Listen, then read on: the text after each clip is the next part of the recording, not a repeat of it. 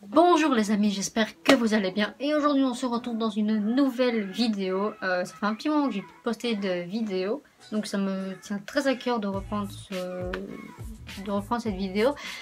Aujourd'hui on va parler des phobies. Des tas et des tas et des tas de phobies, notamment pour moi la plus connue, enfin celle qui nous a marqué pendant notre enfance, je pense à tous, c'est la coulrophobie. C'est la peur des clowns. Mais en même temps, tu vas pas me dire que si tu vois ça, tu vas pas avoir peur.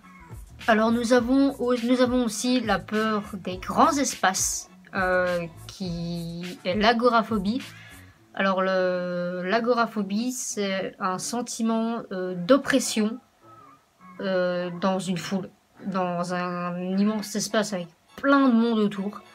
Les symptômes sont ton rythme cardiaque qui s'accélère, tu as des sueurs accrues, tu es très nerveux, ta respiration est irrégulière, tu as des nausées, tu es complètement oppressé.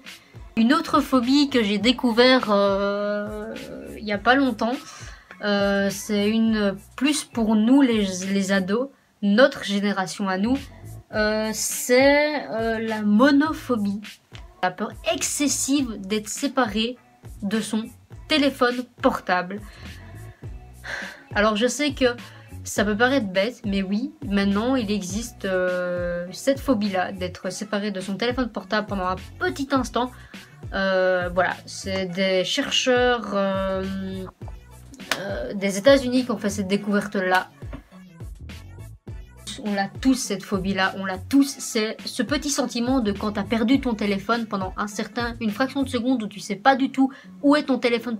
T'es séparé pendant cette courte période, t'es séparé de ce téléphone, et ben ça, c'est de la monophobie. Où t'es vraiment pas bien, où t'as l'impression qu'on te l'a volé, où t'as l'impression de l'avoir perdu, et tu cherches partout pour le retrouver. Alors il existe d'autres phobies, celle-ci est bien connue, notamment c'est la claustrophobie. Donc la claustrophobie, elle est quand même classifiée dans les troubles de l'anxiété. C'est la peur d'être dans un espace confiné, de ne plus pouvoir bouger. Et on se demande en fait ce qui va pouvoir nous arriver dans cette pièce. Il est quelle heure? Il est actuellement 23h35 quand je tourne cette vidéo, et en même temps de la tourner, je suis en train de la monter en même temps. Donc c'est la merde totale. En plus je suis obligée de m'éclairer avec une lampe de merde parce qu'il fait tout noir. Bref, vidéo pour revenir sur YouTube, c'est enfin bref, je pense que je vais pas m'attarder trop sur le sujet parce qu'il y a tellement de trucs à dire sur les phobies il y en a tellement en plus que ça prendrait toute une vie pour expliquer ce que toutes les phobies veulent dire. J'en ai sélectionné quelques-unes. Elles sont encore relativement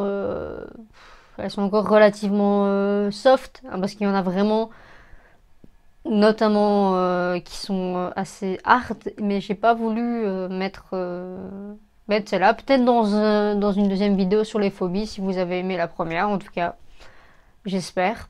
En fait, pour pas m'attarder trop sur le sujet, on va se regarder ensemble une petite compile des phobies.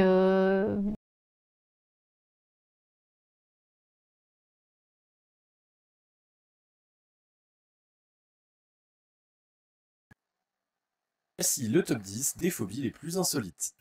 Numéro 10, la médorthophobie, c'est la peur de voir des pénis en érection. C'est très emmerdant si vous êtes un mec et c'est même pas mieux si vous êtes une nana.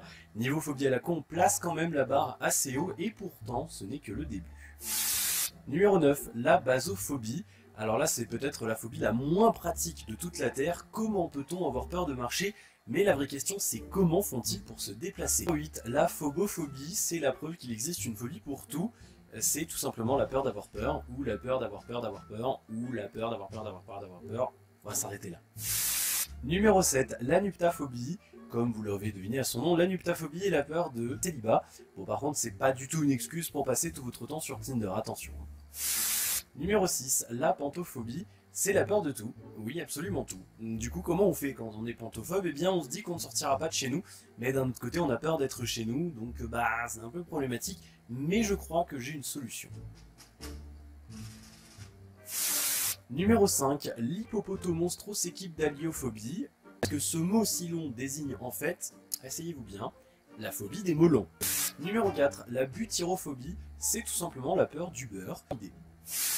Numéro 3, la cubiculacétophobie, celle-là est sans doute la phobie la plus étrange de ce top, il s'agit de la peur de voir tomber des lézards sur votre lit. Numéro 2, la dextrophobie, c'est la peur de tout ce qui se situe à droite. Donc en gros, du coup, si un dextrophobe est face à deux animaux, il aura sans doute plus peur du petit lapin qui se situe à sa droite que le lion qui est à sa gauche. Et enfin, le numéro 1, la papétolétophobie. Comme son nom l'indique, il s'agit de la peur du papier toilette.